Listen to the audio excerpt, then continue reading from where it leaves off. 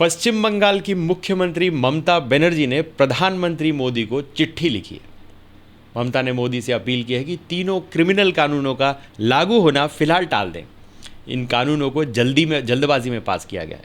बंगाल की सीएम ने संसद से इस कानूनों की नई समीक्षा कराने की मांग की है। न्यूज़ एजेंसी पीटीआई के मुताबिक ममता ने इन तीनों कानूनों को लेकर गंभीर चिंता जताई है। सूत्रों के मुताबिक ममता ने गुरुवार 20 जून को कांग्रेस नेता पी चिदम्बरम से मुलाकात की। चिदम्बरम इन तीनों कानूनों की जांच को लेकर बनाई गई संसद की स्थायी समिति के सदस्य थे।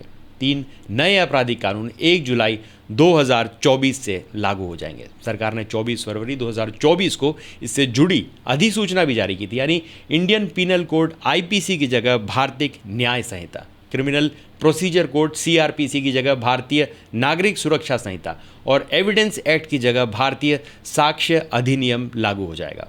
ममता बनर्जी ने लेटर में लिखा, लोकसभा ने आपराधिक कानूनों के तीनों बिल को तब पास किया जब 146 सांसदों को सस्पेंड किया गया था और कुछ महीनों में चुनाव होने थे। सरकार ने संसद में बिना चर्चा कराए एक तरफा तरीके से बिल पास करा लिए, ऐसा उन्होंने आरोप लगाया। जिस दिन बिल पास हुए उस दिन लोकसभा में करीब 100 सदस्य और दोनों सदनों में कुल मिलाकर 146 सांसदों को निलंबित किया गया था। मेरी आपसे मतलब प्रधानमंत्री मोदी से अपील है कि कम से कम इन बिलों को अभी लागू होने से रोक दें। वजह 2 हैं, पहली नैतिक, दूसरी व्यवहारिक।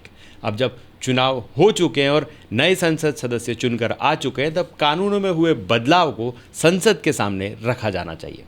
ममता ने यह भी कहा कि मेरा भरोसा है कि अगर कानून लागू नहीं होते और उनका रिव्यू किया जाता है तो इससे लोगों का न्याय व्यवस्था में विश्वास बढ़ेगा और देश में कानून का शासन लागू होगा। अब जानते हैं इन 3 विधेयकों में क्या बदलाव हुए। कई धाराएं और प्रावधान बदल दिए गए। आईपीसी में 511 धाराएं थी, अब 356 बची हैं। 175 धाराएं बदल दी हैं और 8 नई जोड़ी गई हैं। 22 धाराएं खत्म हो गई हैं। इसी तरह सीआरपीसी में 533 धाराएं बची हैं। 160 धाराएं बदल दी गई हैं। 9 नई जोड़ी गई हैं, 9 खत्म की गई हैं।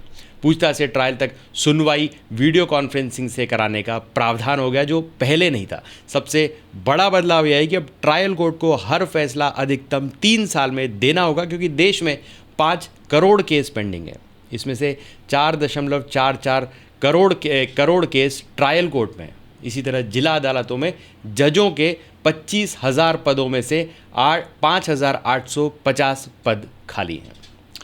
तो आज के लिए बस इतना ही। तब तक के लिए हंसते रहें, मुस्कुराते रहें, स्वस्थ रहें, व्यस्त रहें और मस्त रहें। और जी हाँ, चैनल को भी ज़रूर सब्सक्राइब करें। धन्यवाद।